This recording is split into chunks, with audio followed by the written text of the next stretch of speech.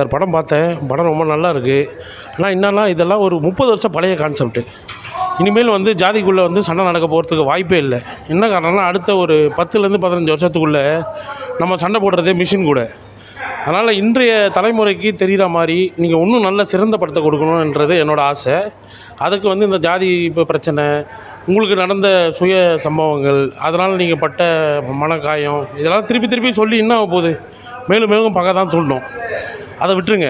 அதுக்கு பதில் நீங்கள் என்ன பண்ணுங்கள், அடுத்து இருக்கிற ஜென்ரேஷனுக்கு எப்படி இதை புரிய வைக்கணும். ஆக்சுவலாக ஜாதின்னு ஒன்று கிடையவே கிடையாது. அப்படி ஜாதி இருக்குது அப்படி சொல்கிறீங்கன்னா யாரெல்லாம் ஜாதி இருக்கோ அவங்க எல்லாரையும் ஒரு லைனில் நிற்க வச்சு ஒரு டிஎன்ஏ டெஸ்ட் எடுத்து பாருங்கள். ஏன்னா ஒன்றுலேருந்து தான் தோன்றினது உலகம். அப்படிங்கும்போது புதுசாக நான் என் ஜாதி பெருசு, இவன் ஜாதி பெருசு, நான் தாழ்ந்த ஜாதி அப்படிலாம் ஒன்றுமே கிடையவே கிடையாது. ஜாதின்னு ஒன்று இல்லவே இல்லை. நான் எங்கே வேணால் அச்சு சத்தியம் பண்ணுறேன். அப்படி இருக்குது, ஜாதி இருக்குப்பா அப்படின்னு சொல்கிறவங்க என்கிட்ட வாங்க. என் நம்பர் கூட இந்த பையன்கிட்ட இருக்குது. நம்ம அதை பற்றி ஒரு டிஸ்கஷன் பண்ணுவோம். இதுதான் என்னோடய தாழ்மையான கருத்து. இந்த படம் ரொம்ப நல்லா இருக்குது. ஆனால் இது ஒரு 30 வருஷம் ஓல்டு கான்செப்ட். அதை கொஞ்சம் மாற்றிங்க. இனிமேல் வந்து சும்மா இந்த எப்போ பார்த்தாலும் அவன் இப்படி பண்ணான், இப்படி முட்டி போட வச்சான், அவன் காசு கொடுக்கல சார், அது நடந்து முடிஞ்சுது சார். அன்றைக்கி செல்ஃபோன் கிடையாது, உலகம் வேறு, கரண்ட் இல்லை. அதையே நம்ம இப்பவும் இருக்க முடியுமா? சரி, இல்லை ஒரு 1000 வருஷம் முன்னாடி இப்படி நடந்துச்சு அப்படி சொன்னீங்கன்னா அன்றைக்கி வந்து கம்யூனிகேஷன் ஃபெசிலிட்டி இல்லை, எதுவுமே மிஷினரி கிடையாது, எல்லாம் மேன் பவர். இன்னொன்று சிம்பிளாக சொல்லணும்னு பார்த்தா நம்ம வந்து இயற்கையாக பார்ட்டர் சிஸ்டம்லேருந்து வந்திருக்கோம். பண்ட மாற்று முறையிலேருந்து தான் மனுஷன் வேட்டையாடையாக இருந்து மாற்றி பண்ட மாற்று முறைக்கு வந்து அதுக்கப்புறம் வந்து சரி ஓகே இது செட் ஆகாது அப்படின்னு தான் பணம்னு ஒன்று கண்டுபிடிச்சான். இப்போ இன்றைக்கி பார்த்தீங்கன்னா பணம் தான் கிங்கு.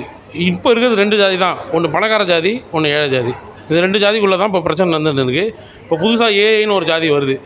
அது வந்துச்சுன்னா அந்த கேமராமேன் தம்பிக்கு வேலை இருக்குமோ இல்லையோ தெரில, எனக்கு வேலை இருக்குமோ இல்லையோ தெரில, இந்த தேட்டருக்கு வேலை இருக்குமோன்னு தெரியல, ஏன் உங்களுக்கே வேலை இருக்குமோ சொல்ல முடியல. பார்த்துங்க. ஏன்னா முன்னாடி நான் ஒரு அட்வர்டைஸிங் ஏஜென்சி வச்சுருக்கேன். நான் முன்னாடி பண்ணுறது பார்த்திங்கன்னா ஒரு சாஃப்ட்வேரில் போட்டு அத்தனை சாஃப்ட்வேர் இவ்வளோ லட்சம் கொடுத்து வாங்கி பண்ணுற வேலையை இன்றைக்கி ஏஐ சாஃப்ட்வேர் 5 நிமிஷத்தில் பண்ணுதுங்க. நம்ம இனிமேல் போராட வேண்டியது நமக்குள்ளே கிடையாது, ஏஐ கூட தான்.